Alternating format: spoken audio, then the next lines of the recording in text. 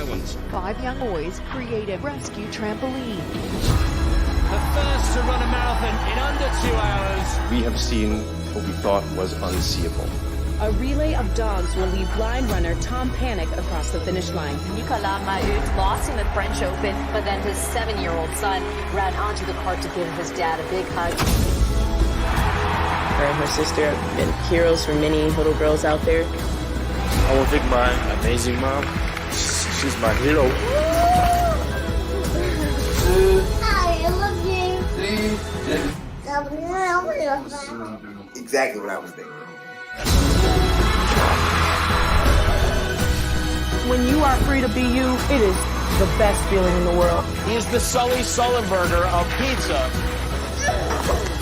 My family is making a grant to eliminate their student loans. We know deep down what's right and what's needed. I'm going to fight this. Who says I can't? Nobody! Here it comes. Never been done in competition.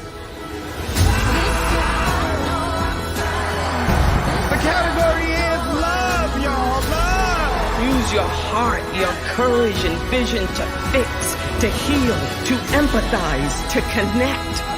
Because living life for something bigger than yourself is a hero's journey.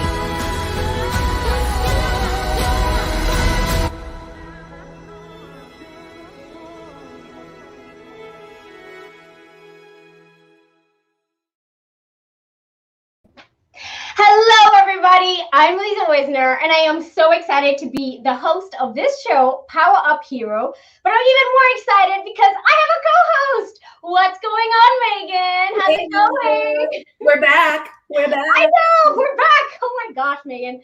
I have missed you so much. I know there's been so much going on. You've had a lot of stuff going on, and I've had a lot of stuff going on. But I've missed you on the show. There's something to be said about Megan's presence on the Power Up Hero show.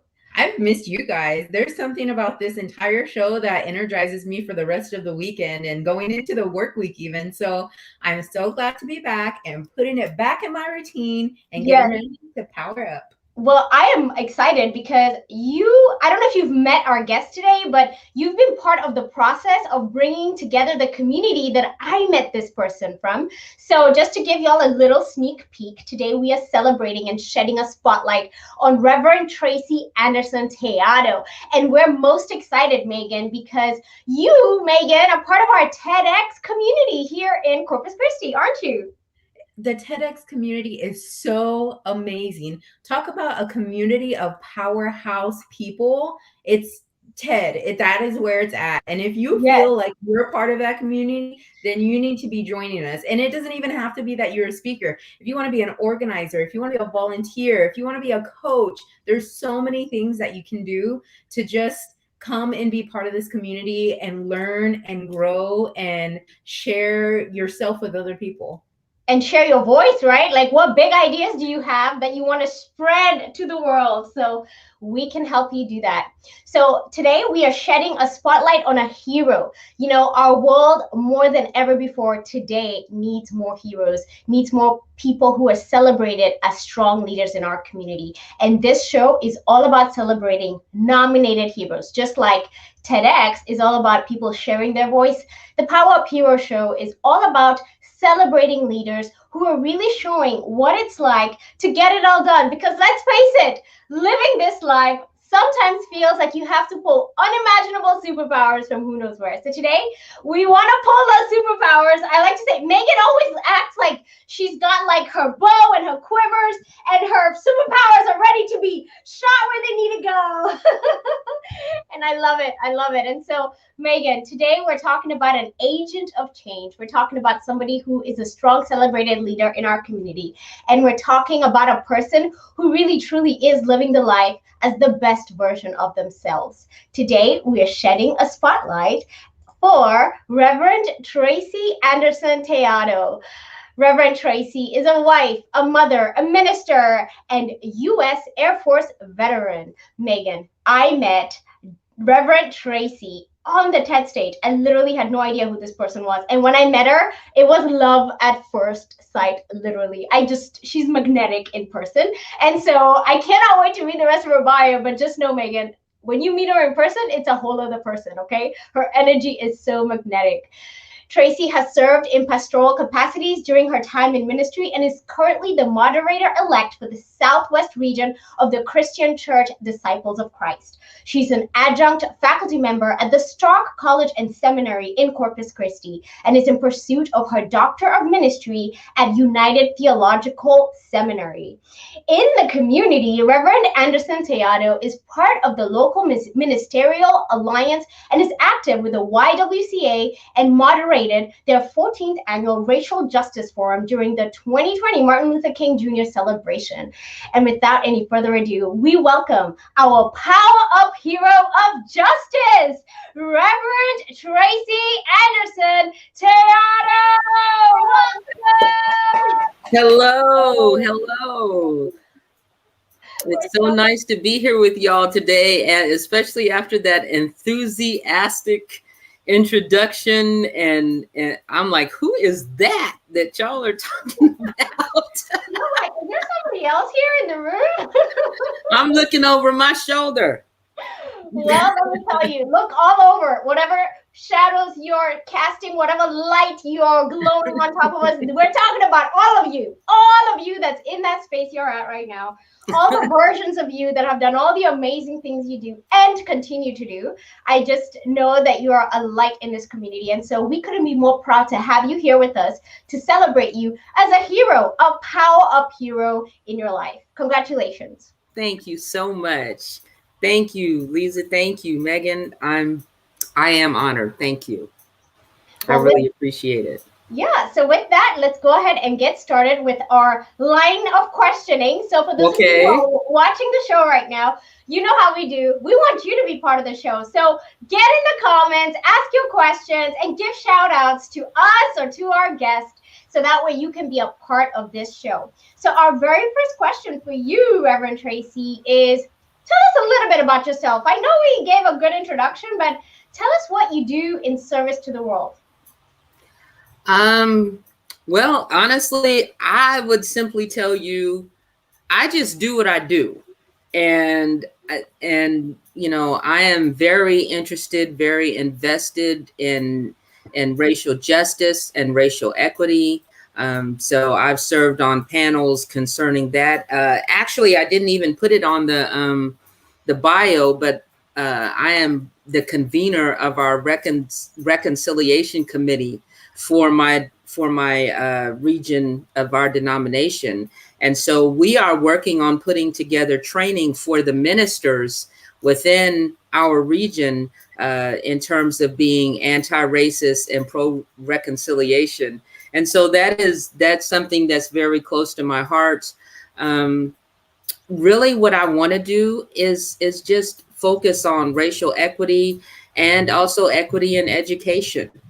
And so those are the two things that are really the closest to my heart and to, you know, what I want to do to enact change here within my sphere of influence. And the more I learn, the more passionate I am about that. Reverend Tracey, it looks like you already have a cheering squad for you, and looks like Sarita is on, and she says, "Hi, Reverend Tracey. You go, sis." Hey, sis. Hi, sis. How are you? Oh, my goodness. We love Sarita. In fact, tidbit, fun fact, Sarita was the very first Power Up hero we ever celebrated. So it is truly a pleasure to have you on the show, Sarita. Welcome. Well, I am honored to follow. That's a lot. That's some big shoes to fill. It is. And actually, I think Megan, she has a question for us, right? She does. And it sounds like she wants to know what kinds of things that you would like to see in regards to equity and education. You just talked about how those are two super important things to your heart. What kinds of things would you like to see happen in regards to those two topics? Okay, well, for one thing, I don't know how many of us have been following the whole critical race theory brouhaha that's going on. But what I would like to see, first of all, is for there to be more education surrounding exactly what critical race theory actually is, and the fact that it is not taught in kindergarten through 12th grade. That's the first thing.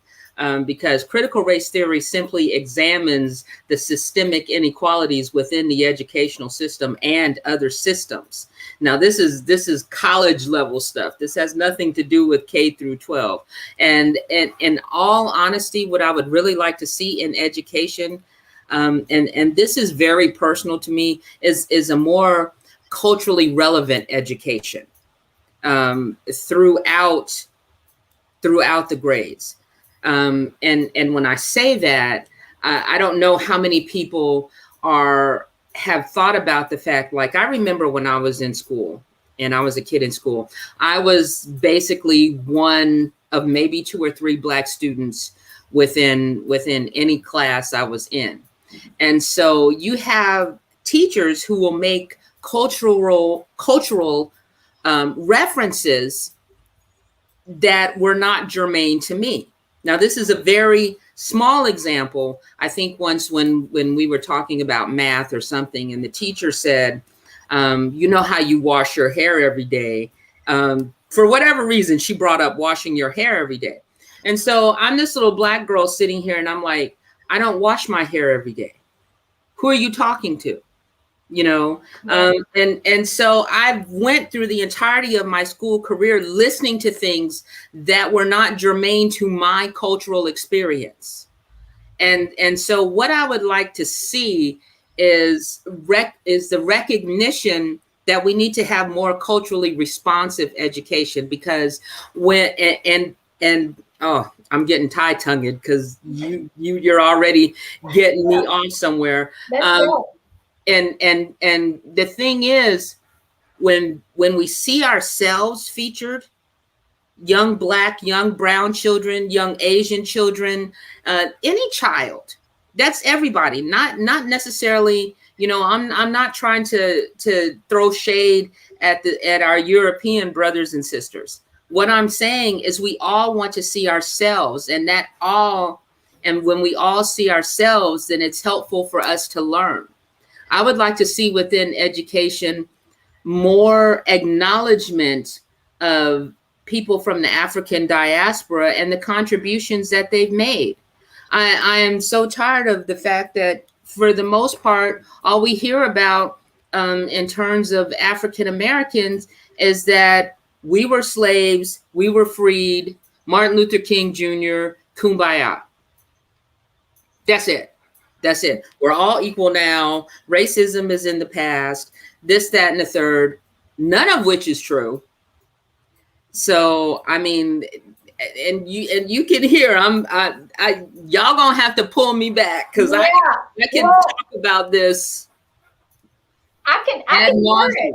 I hear it in your voice. And I think this is why I feel like, for our guests watching, you're connected in so many different forums, not only here in our community, but even like nationally, in regards to this work of justice, right? In this work of racial justice, equity in the classroom. I love how you said cultural relevant education, right? Because whatever example that was, right, of whatever, everybody's own personal experiences isn't necessarily the experience of all the students in the classroom, right? So it's important for our educators to pay attention to that. So I like how you said that. So yeah.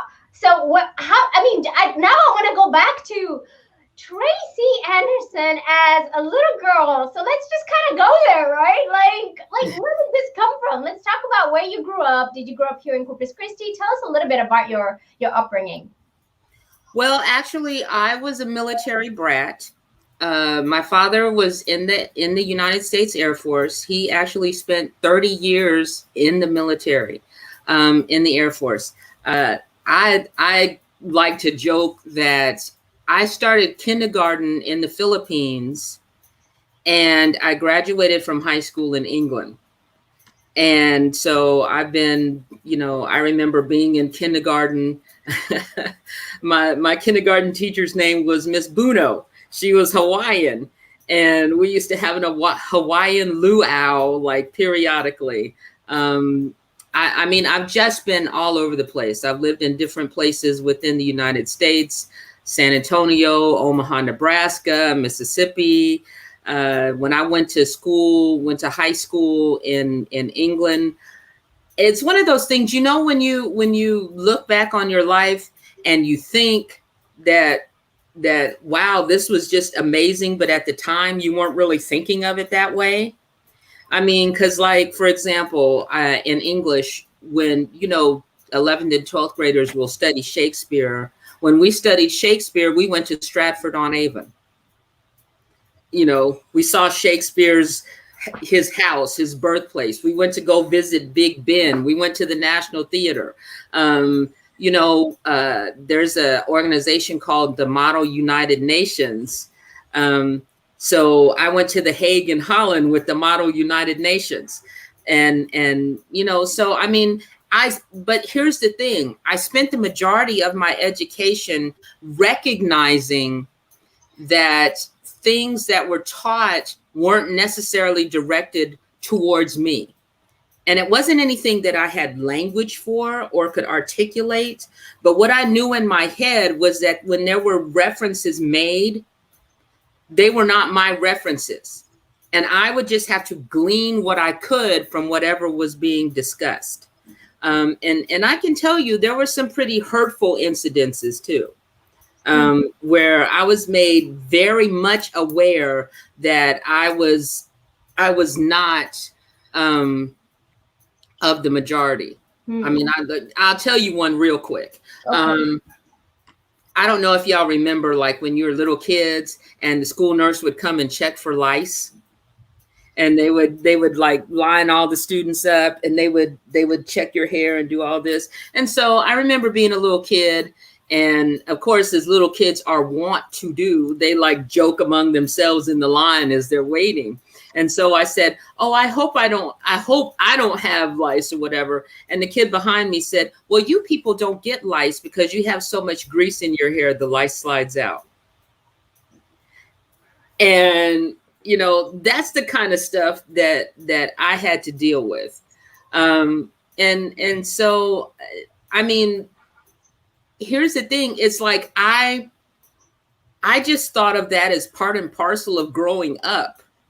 Yeah. And it's only as a woman looking back that I realized how profoundly those microaggressions have shaped me into the person that, when you say power up hero or anything like that, I have a hard time receiving that because my environment was such that I was always thought of as less than, And if there's anything that I would like to pass on, especially to young women of color, young Black women, don't think of yourself as less than. Recognize your own heroic power within yourselves. Now and Lisa, forgive me, I'm probably going to go off on a left turn here because one of the areas of specific interest that I have is that of imposter syndrome. Have y'all heard of that? I have. Yeah. And let me tell you, this is your show, Reverend Tracey. So you drive this train or whatever we're on, whatever direction you want to go. I'm loving it. Okay, well, for those who are not familiar, what imposter syndrome has to do with is like for example, you read my biography. You said that Reverend Anderson-Tellado is the Moderator-Elect of the Southwest region. She does this, she does that. She's an adjunct professor, this, that, and the third. Now, when I hear all that, even though I know that that's me, what I'm thinking in my head is that I am not really qualified to do any of the things that I'm doing. I am actually an imposter. And the instant that somebody finds out that I really don't know what I'm doing at any given time, they're going to throw me out of everything that I'm doing. I like to joke that what it means is I'm perpetrating a fraud. And one of these days, people are going to find out that I'm actually perpetrating a fraud. That's what imposter syndrome is. This is something that term was coined back in the 1970s. I actually did kind of a whole research project on that not too long ago. But I say all that to say that there is now research coming out that says what has been previously done is that the people who are suffering from imposter syndrome, they have up until this point said that it was an individual problem, when in fact research is showing that it's the environments that these people are in that is causing the imposter syndrome. So if you are in a supportive, culturally relevant environment, you are far less likely to suffer from imposter syndrome, which is why at the end of my research, what I suggested, because I was talking about, I did research on Black women in higher education who dealt with imposter syndrome. And part of my research had to do with my conclusion, and this was like my own small conclusion before I even read anything else about it, was that perhaps what we need to do is have young Black students go to HBCUs and be in those environments where, in effect, they can shore up their armor against the inevitable discrimination, micro and macro aggressions that they will face when they get into quote unquote the real world. And so that's why I find culturally relevant education so very important, because what I don't want to see is people, anybody, and especially women of color, thinking the way that I'm thinking and suffering from I want them to be able to own their ability, their greatness, their power. I want them to be able to, I had a friend say this once, I want them to be able to walk in their who-ness.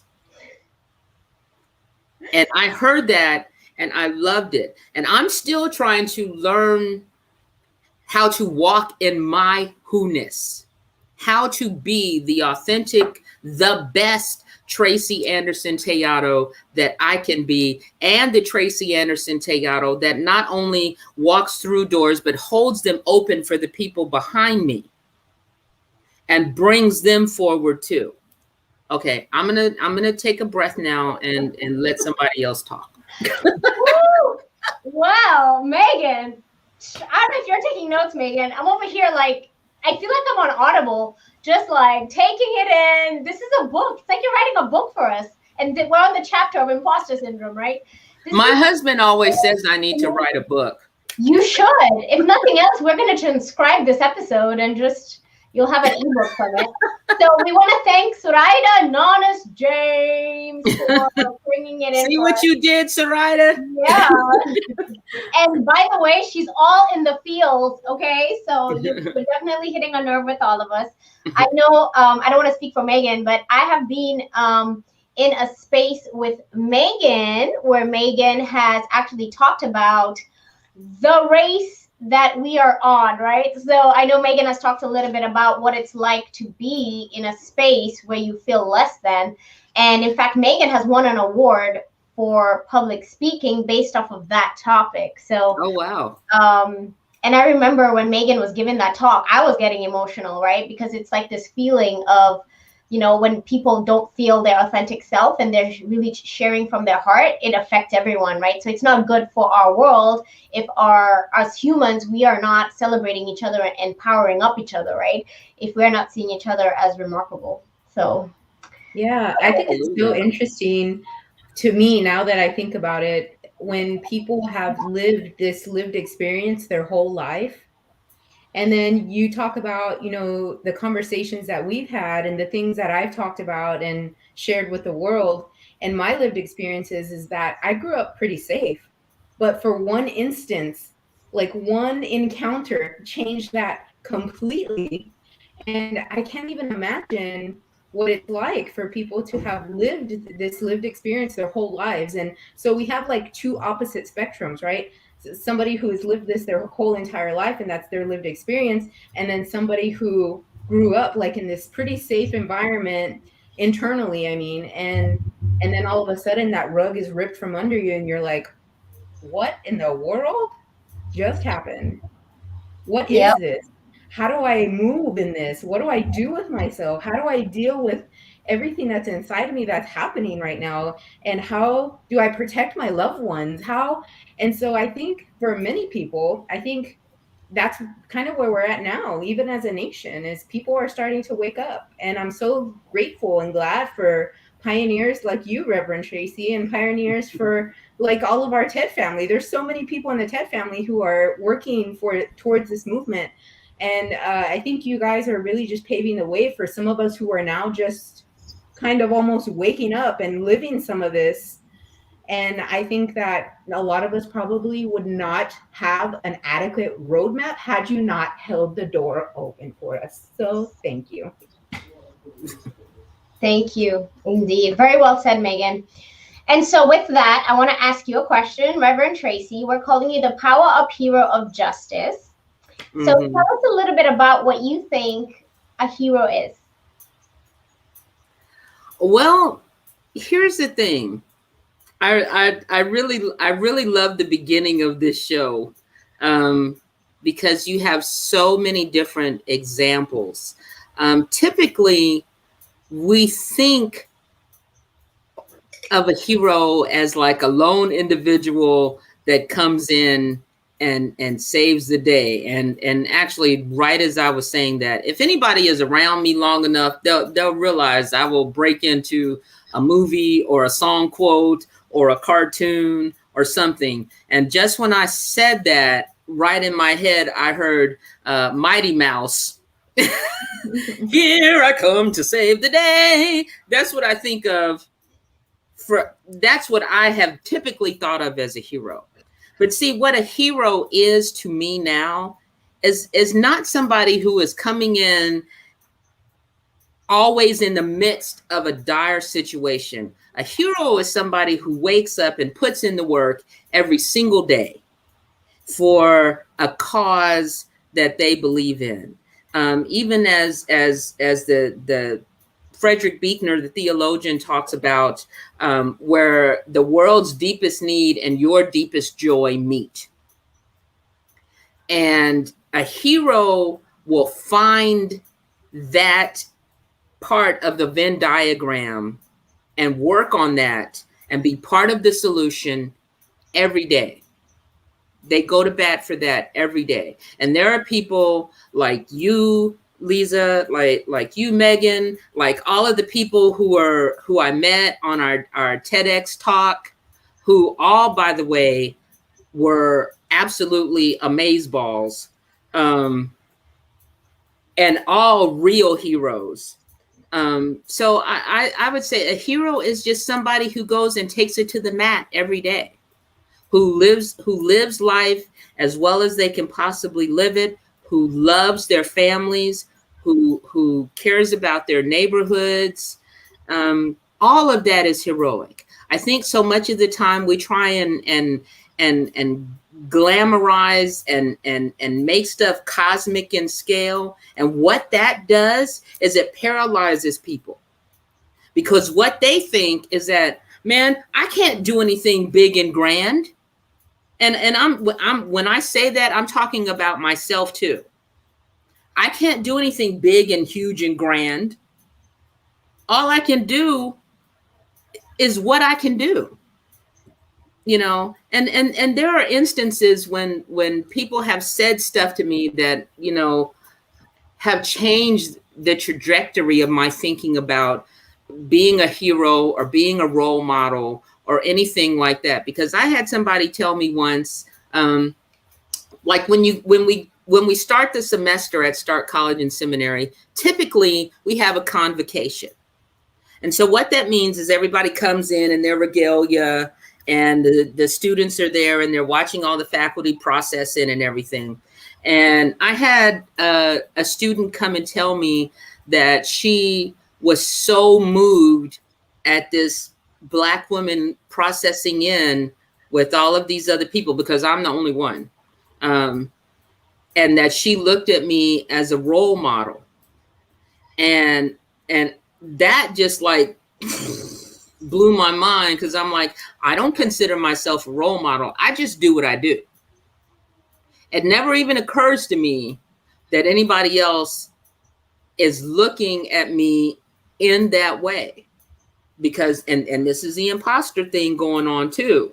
Like I'm just playing, you know. I'm not really all that. I'm just here. But when she told me that, and this is for somebody I very deeply respect and whom I look at as a role model, and I thought, well, if that's what other people are thinking and other young women are thinking, then I need to get myself together and be an actual role model and really put myself in a position to be of service to other people and to offer such as I can offer. I mean, I don't profess to know everything or know all the answers, but I am a very intellectually curious person. I love to learn. I am a huge nerd. And any kind of information that I have, any kind of way I can help, I am all geeked out to share it. So, and what I don't want to see is somebody coming behind me, like I said, having the same issues that I have. Because even as a woman, as Audre Lorde says, ain't nobody free till we're all free. And we all need to be free. It's not a zero-sum game. So. Yes. Wow. What does a hero mean to you? There you go, everybody watching. That is a hero. And Zoraida, no words, exactly. That's how I feel. You are not going to get short answers from me. I'm sorry. Well, we're not expecting it. This is your show. This is your celebration. So we definitely empower you and ask you to continue to share as much as you want. This is great. We're really enjoying it. And with that, actually, we are going to show your TED Talk in a little bit. But before we do that, kind of want to wrap up this conversation we're having about you being a hero. We talked about justice, right? So we know that you're specifically focused on racial justice, and I guess you could say equity in the educational forums that we're in, right? Whatever types of education we have, formal education, informal education, whatever it is, we need equity in that. So we want to ask you, in terms of you, when you said you heard Mighty Mouse, right? So imagine yourself standing in your power pose as the power-up hero of justice. What is your superpower, right? So, Superman can fly, Wonder Woman can pretty much do anything she wants, right? So what would you say your superpower is? Well, I think my superpower, I have a couple of things that come to mind. Okay.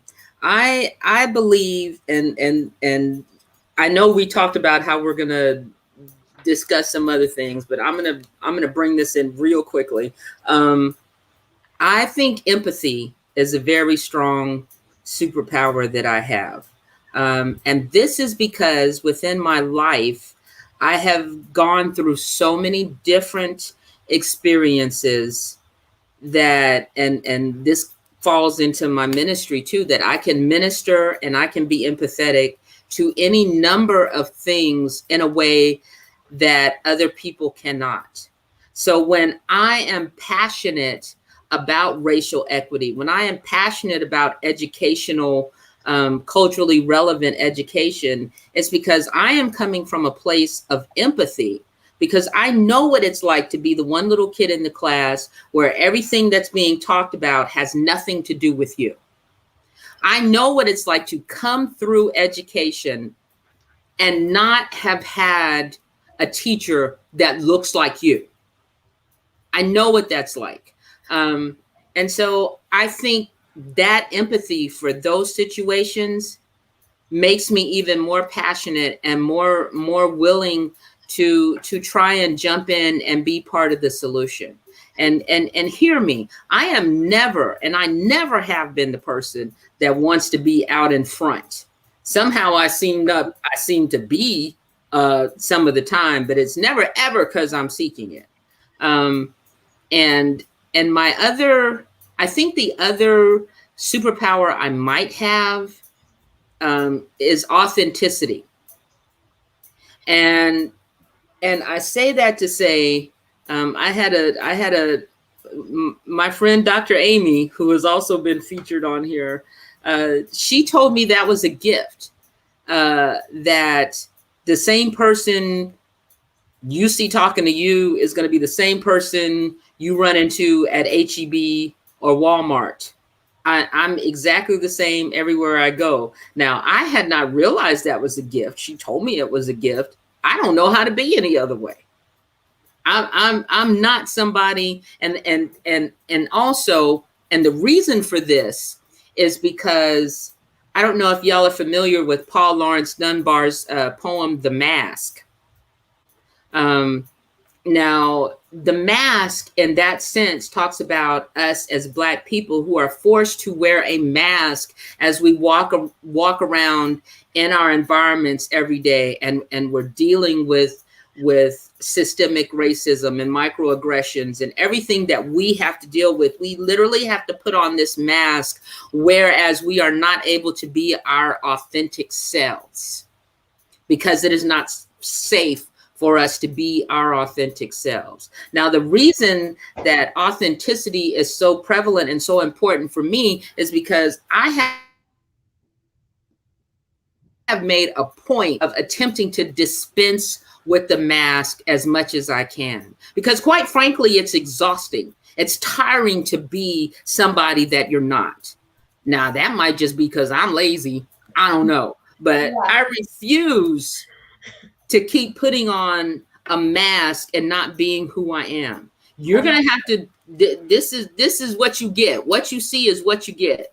There's an old song, what you see is what you get. That's me. That's me.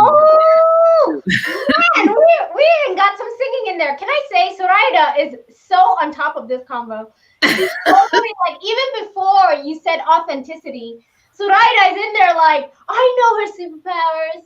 Speaking superpower. As soon as you said empathy, she put that in there. And then you said authenticity, and I'm like, boom, you've got friends. And I actually wrote this down. I said, and probably Megan agrees, sometimes your superpowers, you know what your superpower is, but it's important to also have people you trust be your mirror and show you what your superpower is. Because sometimes you just don't know what your hero values are, right? How you should identify to the world. So, and we are so excited to have Ken here, loving the show. We're so excited that you're here. Keep the comments coming. We're loving it so much. And so with that, we are going to take just a little break. I want to give a shout out. I don't know if you've listened to the artist Chaos, but Chaos has this song where he actually has the quote where he says that I'm not trying to change the world. I'm just trying to stop pretending.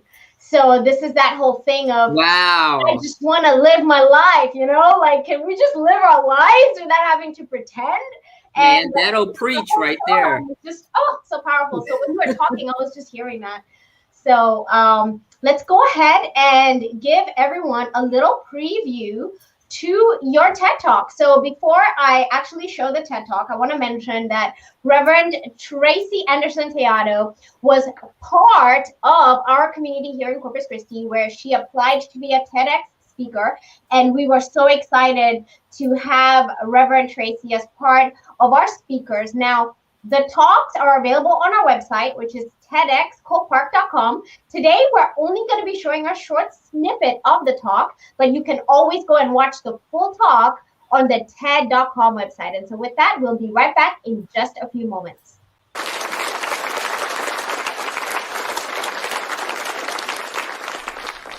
I'd like to tell you a story. Once there was a group of friends who were mourning because a friend of theirs had gotten killed. Now, they were in a locked room just crying and weeping, when all of a sudden their dead friend appears in the room with them. He talks to them, and then he disappears. Now, when they try and tell another friend of theirs named Thomas what happened, he said he would have to see this with his own eyes to believe it. Well, later on, when they were back together again and Thomas was with them, their dead friend appeared again. But it wasn't until Thomas saw that he actually believed. My good people, I have just shared with you the story of doubting Thomas. Now, for those of you who are not familiar with that story, Christians believe that Jesus, the Son of God, appeared to his followers after his death. Only one of the disciples, named Thomas, was not with them. And when they tried to tell Thomas that Jesus had appeared to them, he did not believe it and said he would have to see with his own eyes.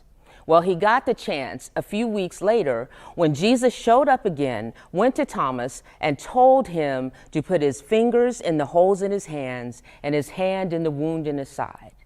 Again, it wasn't until Thomas saw that he believed. As an African American in these United States, I have dealt with more than my share of doubting Thomases. For example, once when I lived in North Carolina, I stopped at a gas station to pump gas. Now, this was before the advent of pay at the pump, and so what one would do was drive up, fill up their tank, and then go inside to pay. Well, on this particular day, and I remember it very well because I happened to be in a hurry that day, I pulled up to the pump, tried to fill my tank with gas, but the pump didn't work. And I thought, well, that figures. I would pull up to the one pump that doesn't work. And so I pulled forward to the next pump and tried that one, and that didn't work either. Well, by now I'm really annoyed because I'm looking on the other side and I see other cars coming up, pumping their gas, going inside to pay, and driving off. So finally, what I do is I go in and I say to the attendant, I have tried 2 different gas tanks and neither one of the pumps are working. And she said, oh yeah, I saw you. But we've had a lot of people stealing gas, and so I didn't turn the pumps on. And then she tells me that I have to prepay in order to get my gas. So when I tell this incident to a white friend of mine, the first thing that she says is, are you sure that's what happened? Oh, no other pumps were turned off and you were the only black person there? I'm sure that didn't have anything to do with it. Doubting Thomas. Another time, I was putting groceries on the conveyor belt at my local grocery store. Now, I had all of the usual things, vegetables, meat, bread, some high-calorie snacks that I didn't need. When all of a sudden, the cashier says to me, you know you can't get those snacks with food stamps. Now, he hadn't even begun ringing up my groceries, so there was no way that he could have known how I was going to pay. And again, when I told this to a white friend of mine, she said, oh, I'm sure that he said that to everybody. Well, he didn't say it to the white woman in front of me, nor to the one behind me. Doubting Thomas. Now, I could pull quite a few more incidents out of my mental Rolodex. And yes, I know I'm dating myself by talking about a Rolodex, but I'm sure y'all get the point.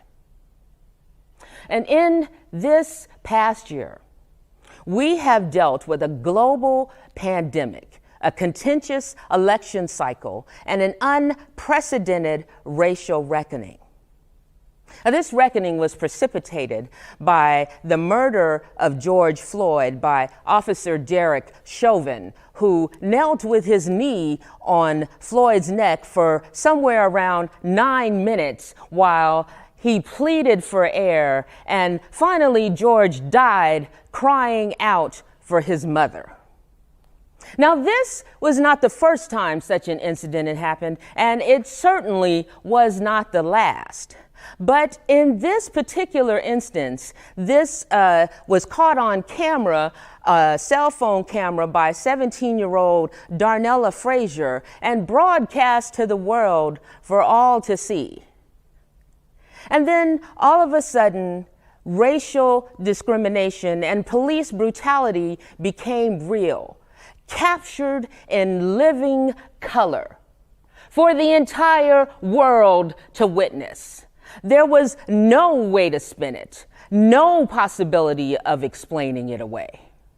The world saw Derek Chauvin kneel casually with his knee on the neck of George Floyd, with his hand in his pocket, looking for all the world like he was posing for a photograph. He did not have a problem with being filmed because he felt as if he was perfectly within his purview to be doing what he was doing, which was committing murder. And then white people believed. They put their fingers in the holes and their hand in the side of racial injustice and police brutality, and they finally saw what we have been protesting about and dying as a result of. It wasn't until they saw it that they believed it. Now, as I close, I would like to leave you with 3 action steps. 1, recognize that intent doesn't matter. Impact does.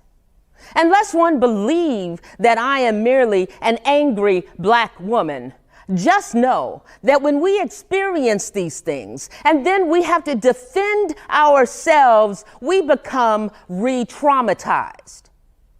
Number 2, do your own work. There are tons of books and films on race and racial discrimination. Read them. It is for that reason that I have become much more resistant when white people want to cast me in the role of black spurt, whereupon I am asked to prove that racial discrimination is indeed a thing. And finally, number 3, when one of us shares an incident of racial harm with you, believe us. Don't talk about intent. Don't say it was a mistake. Just believe us. Please stop being a doubting Thomas. Thank you.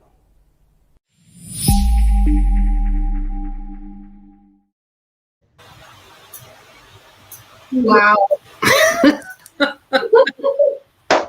You know what's funny is I told everybody, we're just going to play a little bit of this clip. I couldn't stop it. I could not stop it.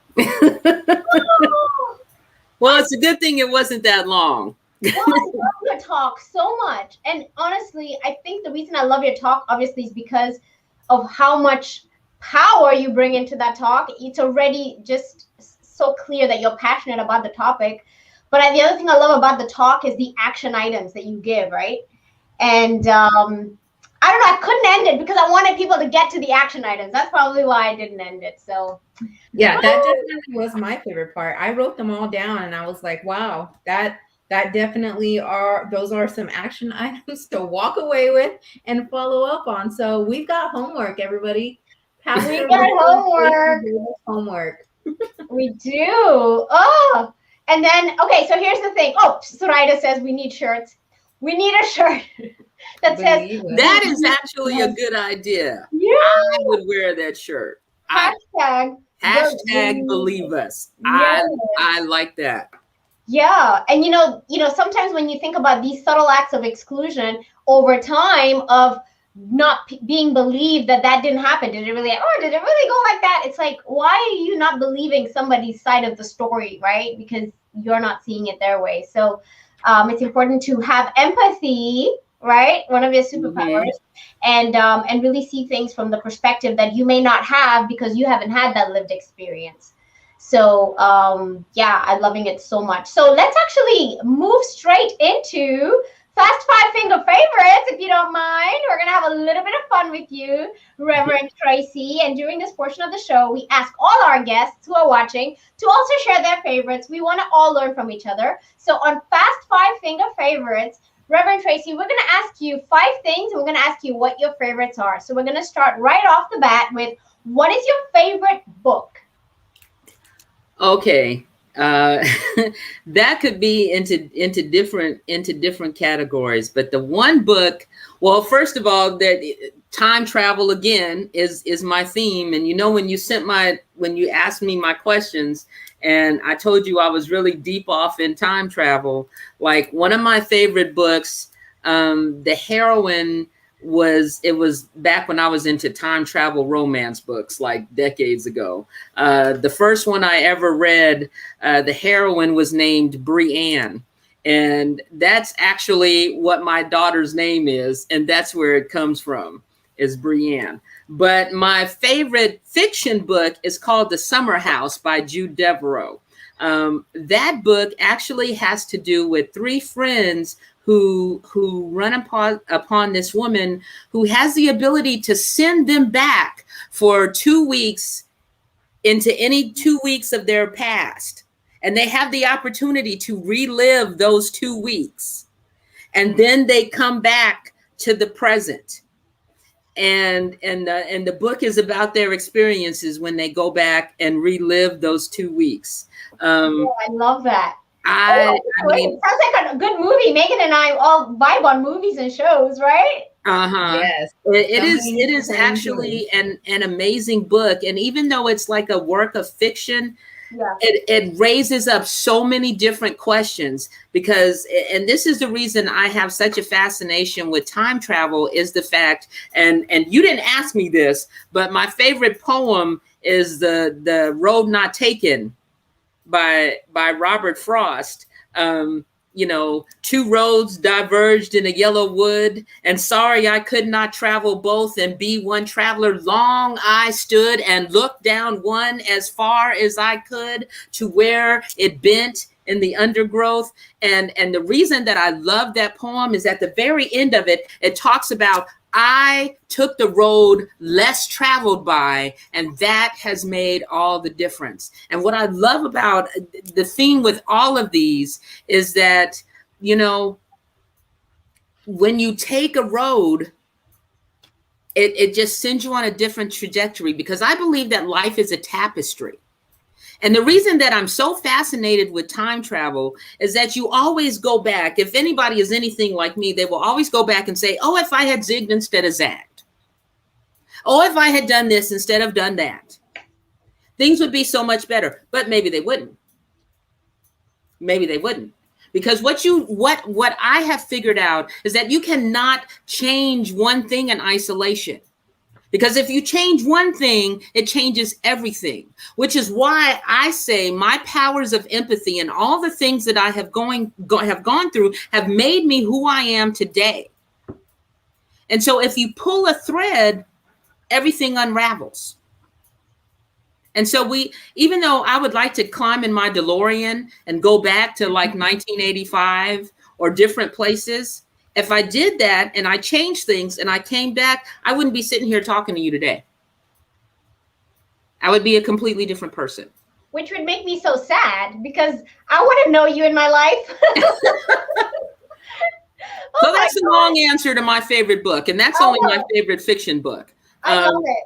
It's Fast 5-Finger Favorites, Reverend Tracey style. Yeah, she's trying to, emphasis on the fast.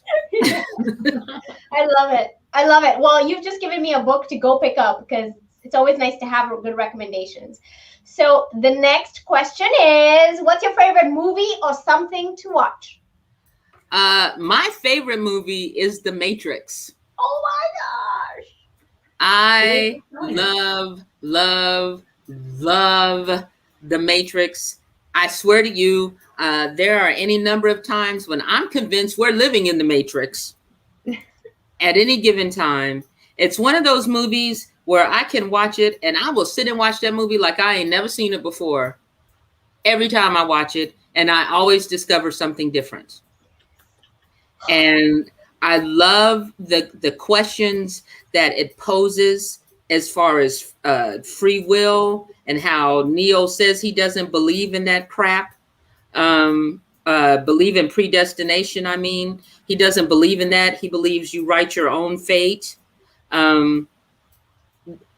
There's just so much about that movie. I mean, and that's all of them, because there's 3 of them. Now, of course, the original one, always whenever there are sequels, they're never as good.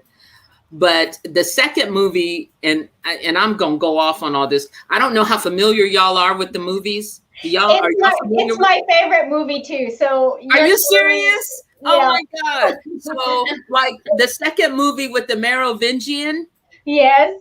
And when they come to him and they want the key maker, and he wants and he asked them why they want the key maker, and then he does this whole long speech about the why.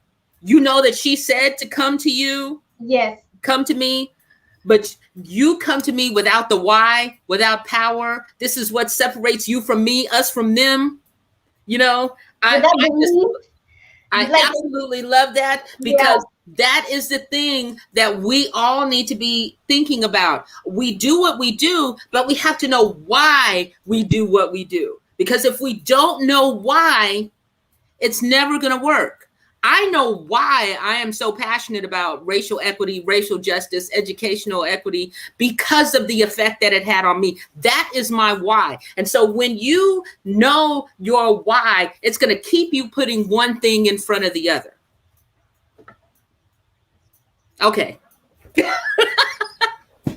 Matrix. That's all the Matrix Mic has drop. to say. Oh my gosh. Fast 5 finger favorites, y'all. Reverend Tracey, what is your favorite song or something to listen to? You know what just came in my head? Shake It Off. Oh, Taylor Swift. I love that song too. Haters gonna hate. Yep. You just gotta shake it off. Shake it off. It's a good dance song. That one, and from darn, the movie escapes me now. Frozen, Let It Go. Oh yes. When I'm feeling down, or when I'm feeling like I need to just get my perspective reset, both of those two, Shake It Off and Let It Go. Yeah. And when I hear the song Shake It Off, I think of that movie Sing. Have you seen it? It's an animation. It's an animation. It's called Sing. With the animals, right? Have you seen it? I have not. Oh my gosh, you're gonna love it. I'm so glad you haven't seen it. You are gonna be in heaven, so go watch it. It's called Sing. Yes. Oh, I wish I was you and I had never seen it. So go watch Sing. I have been wanting to see it, but I have never seen it. Oh, you need to see it because they sing this song, Shake It Off, in there. And you're gonna love it. You're gonna love it. You're gonna love it. Okay, and then your second to last question on your Fast 5 finger favorites is, what is your favorite quote? Now, actually, that changes depending. I have 2 right now. There's one that says, what Africans have done, Africans can do. And what that has to do with is the fact that we as a people need to recognize, and this of course goes back to education, when we have young Black people, young African Americans that don't know the rich, amazing history of our people, then we don't recognize that the things that they did, we can do. Now that's one quote. The other one is, the ocean does not apologize for its depth, and mountains do not seek forgiveness for the space they take, and so neither shall I. Ooh. And that is by Becca Lee. That's a quote by Becca Lee. And the reason that I love that quote has to do with me personally, and this goes back to the imposter syndrome. This goes back to the fact where so much of the time I find myself apologizing for taking up space. And this is my reminder that I do not need to apologize for the space that I take up in this world, and I have every right to be here along with all of the rest of us. So. Oh my I gosh. like that second one. That second one is good. I know. I love it so much because everybody has their triggers. And mine is when you tell me to be less than who I am. I feel like I'm a very energetic person. And so when someone tells me to calm down or relax or take a breath, I feel like I need to just repeat this quote to them. I'm telling you. You just gave me a quiver for my arrow. So I promise you, Lisa, the people like you, those are the ones that folks are trying to throw shade on and tamp down. Do not let them tamp you down, my sister. Do not let them tamp you down. It's so hard though. In the moment when it happens, it feels like, oh, you just shot me. You walk in your who-ness, you walk in your Lisa-ness, and don't let nobody, hate is gonna hate. Don't even deal with them. Yeah. I'm telling you, be encouraged, my sister. Oh my gosh. I just highlighted walk in your who-ness and your Lisa-ness. Oh my gosh. I am gonna write that somewhere. Megan, walk in your Megan-ness. Everybody. That's right. Everybody. Suraida, work in your Suraida-ness. Now we need a new shirt. The who-ness shirt. Mm-hmm. Okay. Oh my gosh. And another good movie that I like has Whoville in it. What is that one called? Is it it's a Christmas one. Oh, are you talking about the Grinch that stole The Grinch? Yes, with Whoville. I love the Grinch. I loved it. Well, I like the original cartoon more than I like the movie. Yeah. Yeah, because I'm an old head. So I always like the old stuff. Just like at Christmas, I watch all the Rankin Bass cartoons from back in the 70s. Yeah. With the heat miser and the snow miser and all of that. And I'm 53 years old and I will sit and watch all that stuff every single year. My kids think I'm crazy. Misfits. Yes. I am just such a misfit.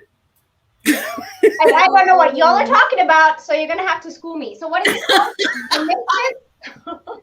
They're so old, Lisa. My grandma, that was her thing. And when she sat down to watch them every Christmas, we all sat down to watch them every Christmas. Your grandmother? Oh my God. Now I'm really feeling old. You're talking about your grandmother. Oh my God. It was like our little thing to do. So yeah, I definitely know those. And why can't I fit in? Yeah. All right. So swiftly into the last question on our Fast 5 Finger Favorites. We always like to ask our PowerUp heroes how they wake up in the morning. So today we're celebrating you, Reverend Tracey, as our PowerUp Hero of Justice. We just unpacked that your superpowers are empathy and authenticity. So tell us, how would you wake up to PowerUp? How do you meet the day? How would you want to get maximum energy when you throw those covers off? Okay, first of all, I'm gonna tell you, I don't throw no covers off. I confess I am not a morning person. I am way more of a night owl than a morning person. I wake up in the morning. I have been really trying to, I listened to this one radio program that talks about having a moment of gratitude and taking 10 deep breaths. And so I'm really trying to work on just not jumping out of bed, checking my phone and hitting the ground running. And so I try and think of just being grateful for waking up the next day. People tease me because I'm not a morning person. And my husband will say, don't you like to wake up in the morning? And I say, I'm very happy to wake up. It's just the getting up thing that's the problem. I wake up, I try and take my breaths. I try and think of something to be grateful for. Not that it's very hard, but then I just really, go and greet my dog who's waiting on me and try and just be quiet. And maybe watch the news, maybe try and meditate, read a inspirational devotional passage or something like that before I really get started doing the things that I have to do. But what I find is that it takes me time for my brain to wake up. And so I have to take that time and be still. And it usually takes me a good 30, 45 minutes before I'm actually cognizant in the morning. Now, if you catch me at 3 o'clock in the morning, I'm wide awake. You know, that's my thing. But to power up in the morning, I have to have quiet and stillness and no one talking to me, which is hard when you live with a man who wakes up talking. God love him. He is the lark to my night owl. But I typically power up in silence and just quiet. And I know that might be hard to believe as much as I'm talking right now, but I have to have quiet in order to really be ready to face the day. Well, good thing we had this show in the afternoon. So it is. It absolutely is. You might have got a different Tracy if you tried to do this at 9 o'clock in the morning. Oh my gosh. But I think this is sort of like a trend that we've seen on the show, which is a lot of people are starting to own their authentic selves, because I think we are all maybe, you know, we see these successful people who say, I wake up at 4 a.m., I wake up at 5 a.m., and we're all trying to do that. And I think everyone's waking up to their authentic selves of, well, that doesn't work for me, right? Mm-hmm. So I know for me, though, personally, honestly, like, that's my time. Like, I, like, naturally wake up early. And I naturally go to sleep at 8 o'clock. Like, it's just like I pass out. I'm like a baby. But I wake up early. And for others, it's not like that, right? And I love that. I love that we are all awakening to our own unique circadian rhythms, right? We all have our own energy and our own rhythms. And so, Megan, I can't remember. Are you a night owl also? Naturally, yes. But I have things that I need to get done. So I have to wake up at 5:30 in the morning, because that nighttime is my time. So all the things that I have to get done and have to do, they happen during the daytime so that I can own my nighttime and do whatever I want to do in my nighttime. Yes. And you know what? And that's true. That's why I wake up early, so I can, you know, get it all done. You know, it's my bookend. I literally feel like I have my bookend and I do everything I want to do. And by the time the sun is up and everybody else is awake, I've pretty much had a whole other day. So I feel like I'm living two lives. Wow. And I think when I'm waking up early. Yeah, I think to Tracy's point too, though, that morning time when I am waking up early and getting everything I need to get done, it's like preparing me for that middle of the day when I have to interact with people. So by the time that 5:30 a.m. to like 8:30 a.m. has happened, it has given me that time to wake up so that when I interact, I'm ready for you, I'm alive, I'm bright. So there's something to say about that time. And that's my point, because when I tell people, for example, that I am actually an introverted person, folks don't believe me. But the thing is, of course, the difference between introvert and extrovert is an introvert loses energy in interacting with people. And it's not that I don't love people and love interacting with people, but for example, like when I was preaching and pastoring a church, I was toast every Sunday afternoon because I had been on for so long and putting out that energy. And so in the morning, when I'm not talking, when I'm not interacting with people, that's me shoring up my energy for the rest of the day. And I love the way that, first of all, that you are able, Lisa, what you said about people being able to freely say that, because so much of the time that is frowned upon when you want to admit that, no, I ain't trying to get up at cock's crow. I that don't work for me. Now, sometimes I feel like what you said, Megan, I should be up at 5:30 in the morning because I legitimately have stuff that I could be doing 12 hours a day. And I would love to wake up earlier. But what I know about myself is even if I did that, I would not be functional anyway. Yes. And so it's pointless. Mm-hmm. And so when I wake up at 7 or 8 o'clock in the morning and I have like the hour that I can just veg out and get my mind right and get my energy right, it makes the rest of the day go more quickly. and more efficiently, and I enjoy my interactions with people. And so I thank you for allowing me to say that authentically, because when you asked how do I power up in the morning, my first thought was, I don't damn power up in the morning. I ain't got no kind of power in the morning.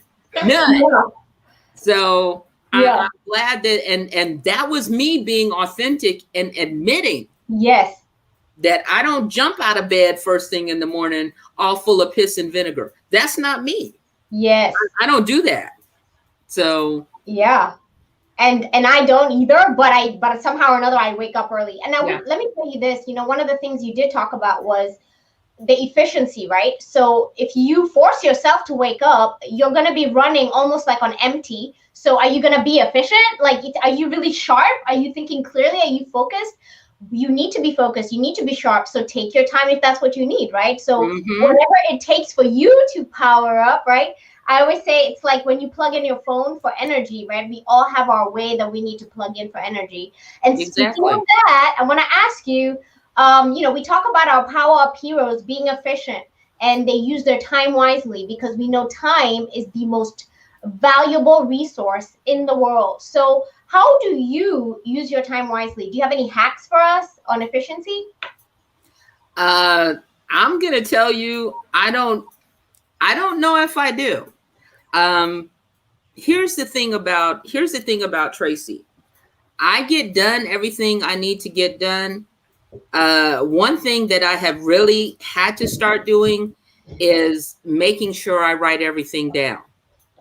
I currently have like 3 calendars. I have my phone and I have 2 other paper calendars because I have to make sure that I have a running stuff that's in my pipeline of what I need to get done next. And so I have to keep it all in a place where I can see. Otherwise, I have a tendency of forgetting.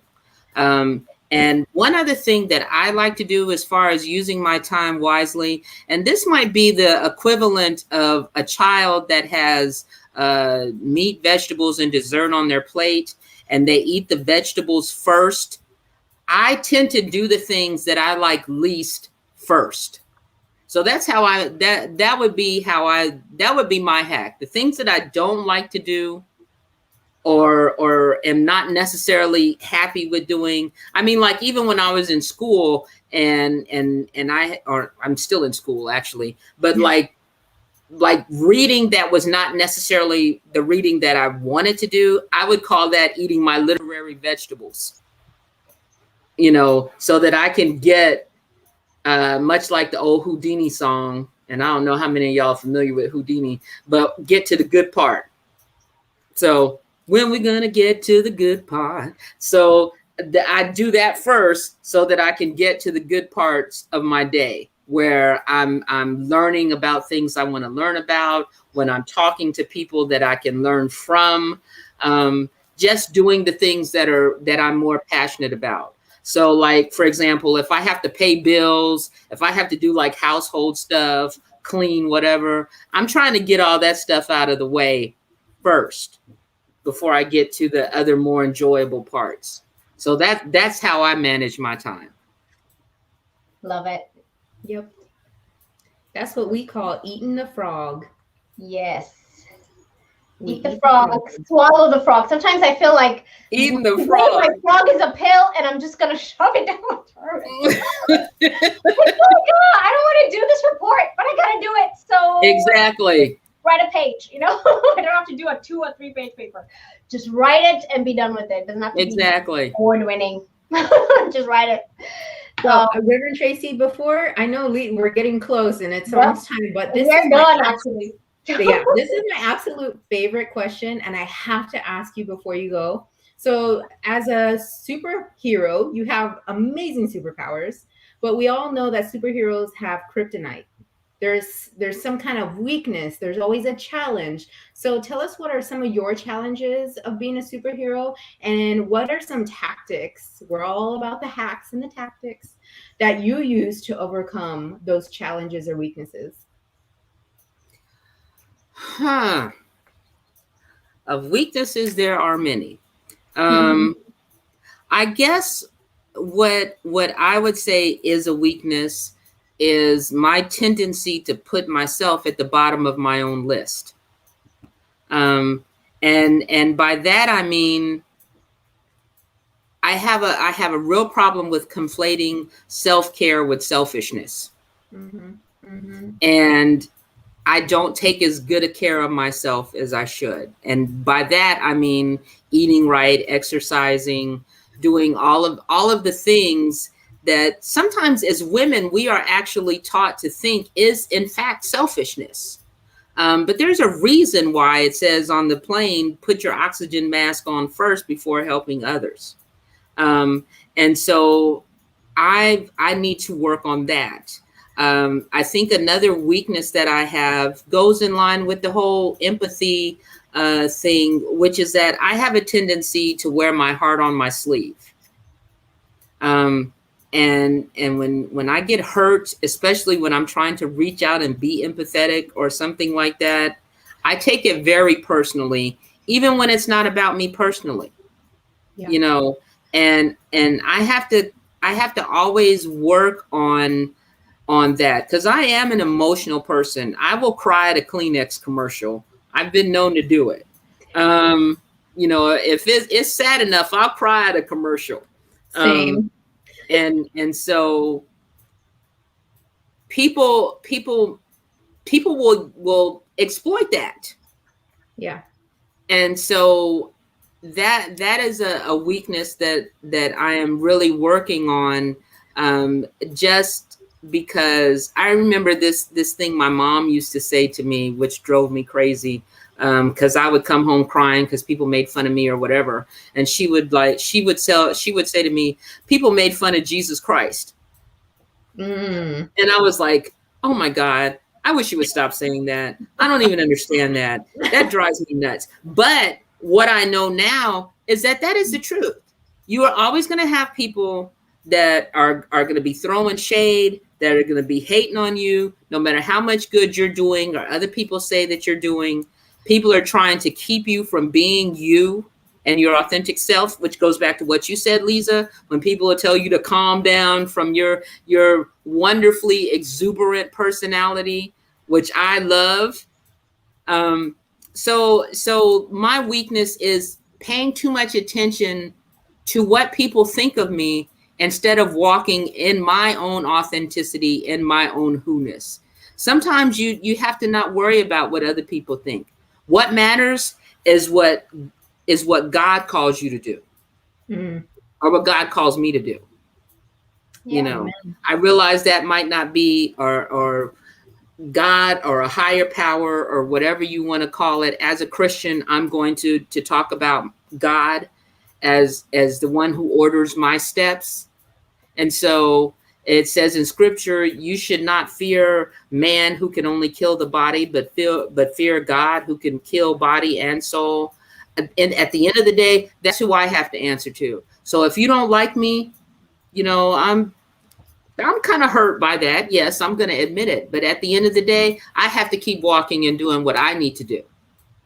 So that's my weakness, is worrying about that. Even though most of the time, people ain't even paying attention to you. They're too busy dealing with their own stuff.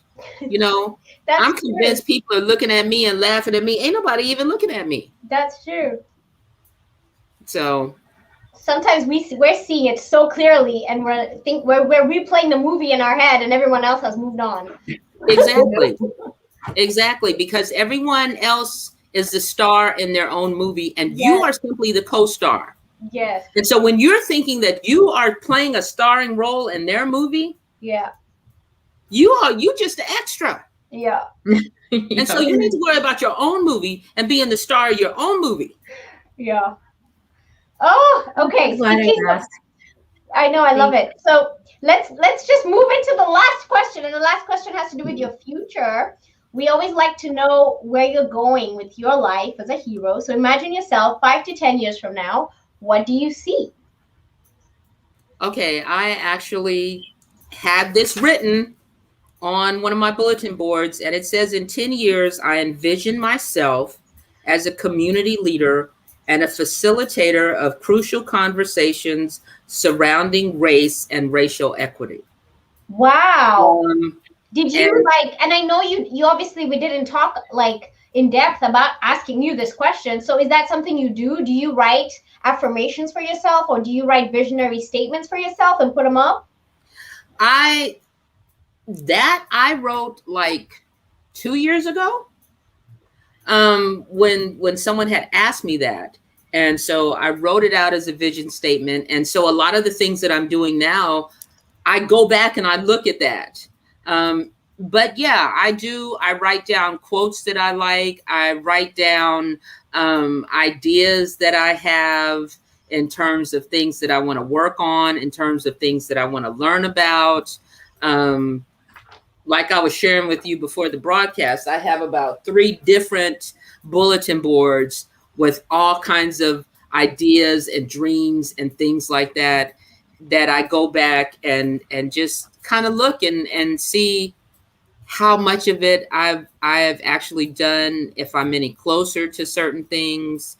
That was not something I actually set out to do. It's just been a gradual thing that I have started doing that. Now, some people journal and do that, but I'm not a journal person. I don't do that. And sometimes I feel guilty because you should journal. Well, I'm not that journal person. Just like we talk about, you should wake up early in the morning. I'm not that wake up in the morning person. I think part of everybody becoming the hero of their own story is to learn what they can do themselves that is authentic and heroic to themselves. Because if you're doing something just because you think somebody else wants you to do it or says you should do it, and it's not authentic to you, it's not going to work.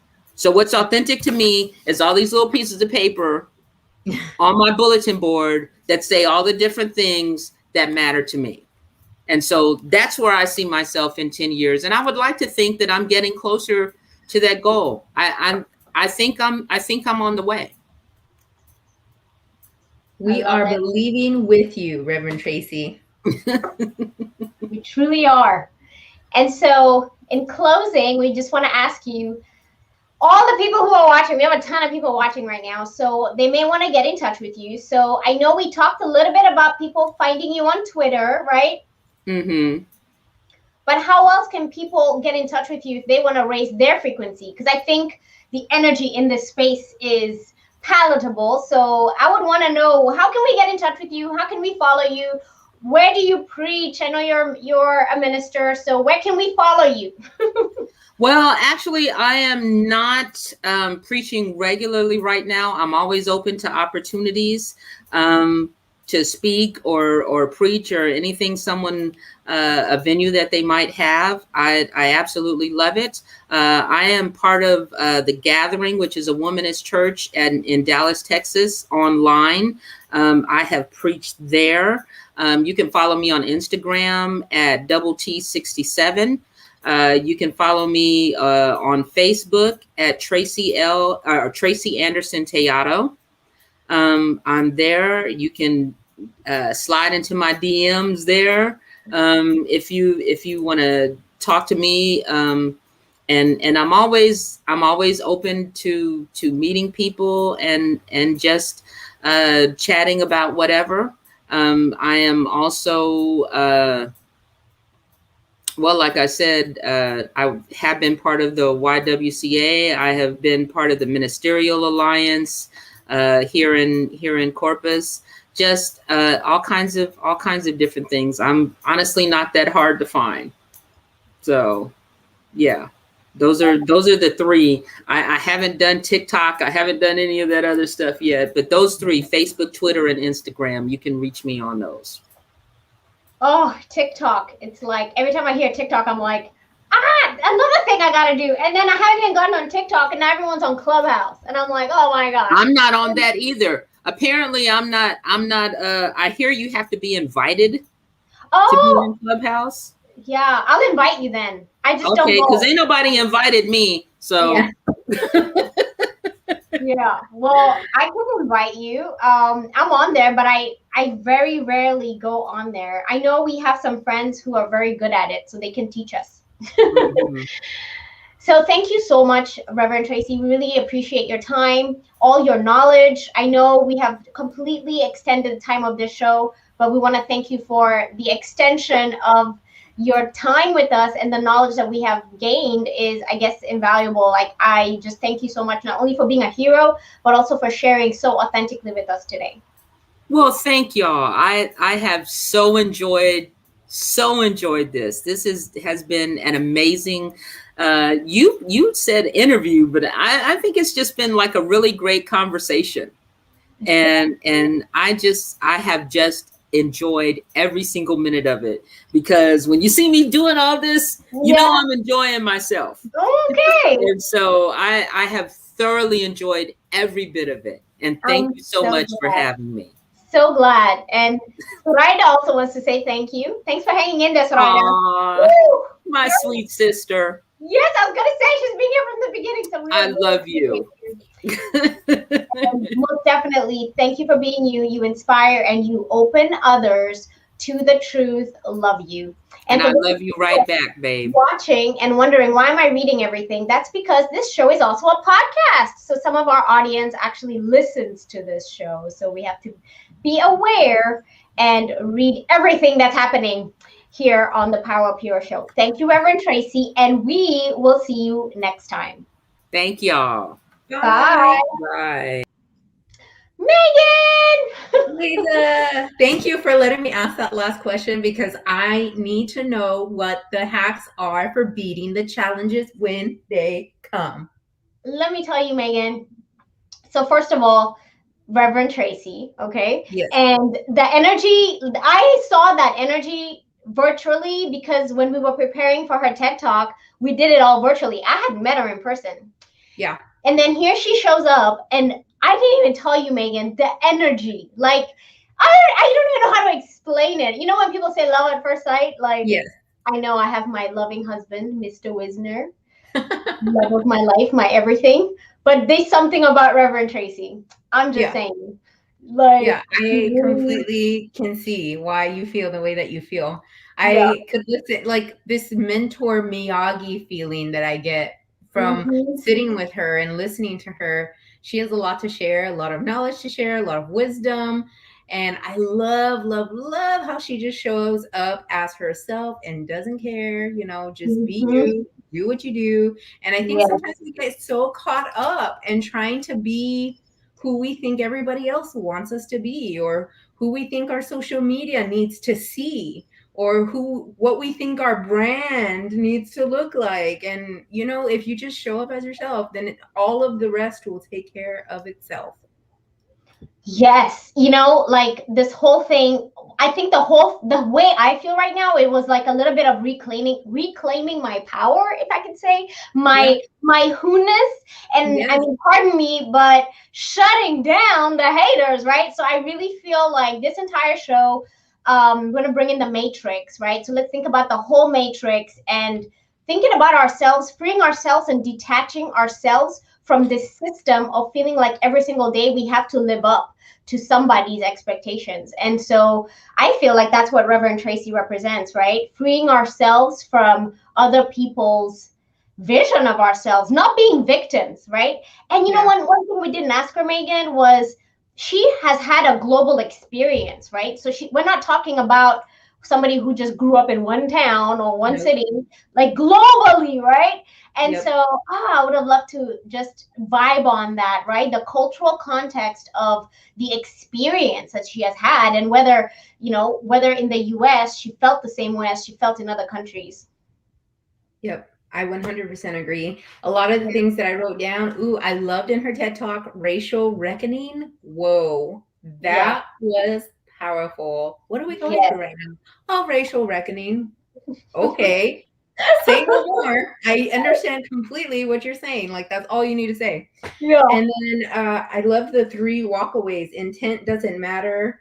You could have the best intentions all day long, but if it made that other person feel a certain way, then it does not matter.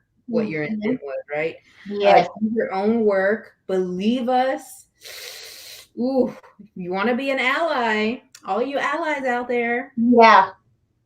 Judging, believe, right? Don't try to paint a picture of how that didn't really happen. Believe. And you know what? Can I say this?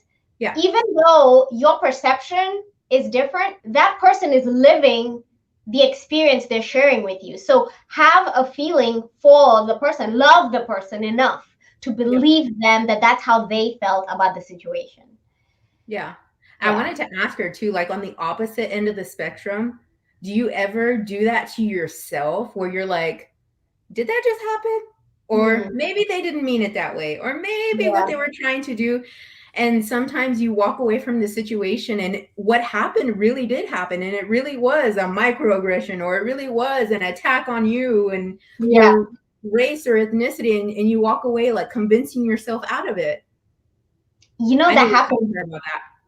You know, and it's already 2 hours, Megan. Oh my gosh. This is crazy. This is crazy. I have so much stuff written down that I'm just about to like literally, there's no way I'm going to unpack all this with you, because honestly, there was just so much. One thing I do want to mention, I had it on here, was, you know, the whole point here was going back to ministry. And I think when you and I talk about ministry, right, and being in a space where we're not only being a guide for ourselves, right? So living our authentic selves, but being guides for ourselves. But how do we walk that path and guide others in that path as well, right? And see our lives as ministry. And we didn't talk about how did she decide that this was going to be her career, right? Yep. We didn't talk about that. We need a part 2, I guess. We definitely need a part 2. I definitely need to go and watch these Misfits on Christmas. That sounded like so much fun. And can I say this? One of the weaknesses was self-care versus selfishness, right? So your self-care should never feel like you're being selfish. Yep. So many golden nuggets here. We can go on and on. So much to unpack. But that's what a hero does. A hero shares boldly from the heart. And I wouldn't have had it any other way. We do have some other fans who are watching. We have Raymond Chong. You know Raymond, Megan. I do. Bravo. And Carol, thank you so much, Carol Baldwin. We appreciate you watching the show. Love it all. You were great. I love it. And with that, Megan, we're about to end the show. And I want to thank you so much for being here with us and for being my co-host always and having me just hold space for all our heroes. Thank you so much, Megan. Thank you, Lisa. I'll see you guys next time. Yep. See you next time. Bye. Bye. And with that, our show has come to an end. You know, I think one of the things that I took from the show for sure is for us to realize what's going on in our world, right? And we are responding positively. There is a shift in the world. People are waking up. And we definitely need to realize that something that is not serving you should not exist in your sphere of influence. So definitely want you to pay attention to what frequencies are you vibing with? How can you raise your own vibrations? How can you raise your own frequency by living your authentic life? If you want to find out more about the PowerUp hero we just interviewed, go to our podcast page, which is www.poweruphero.org. Or do you know a role model in our community who deserves to be featured on the show? The website is www.poweruphero.org. We are most excited because today we actually presented you with a guest who is part of our TEDx community. So I definitely want to show you the link to go if you want to watch the TED Talk that we just featured today. That website is www.tedxcolepark.com if you would like to watch the TED Talk that we just featured. And with that, I'm going to end the show by asking you to subscribe. So wherever you are watching, whether you're watching on YouTube, on Facebook, on Periscope, LinkedIn, Spotify, Apple Podcasts, iHeartRadio, I definitely want to thank our Amazon friends for featuring our show and also featuring our PowerUp Hero books. Absolutely loving Amazon. Thank you. And Verbal just tagged us as the Diversity, Equity, and Inclusion Ambassadors. So we want to thank you, Verbal, for that opportunity. And also we want to thank you for subscribing every way that you watch and you listen. So with that, we hope you are educated, we hope you are inspired, and we hope you are encouraged to be the hero of your story, not only for the community that you serve, but also for the teams that you're blessed to serve with, for your friends, for your families, for your career, but most importantly, for yourself, because we believe that you need to be the hero of your story. You need to pour into your cup before you're able to pour and serve with your overflow. Thank you, and I hope you make today a powered up day. Bye.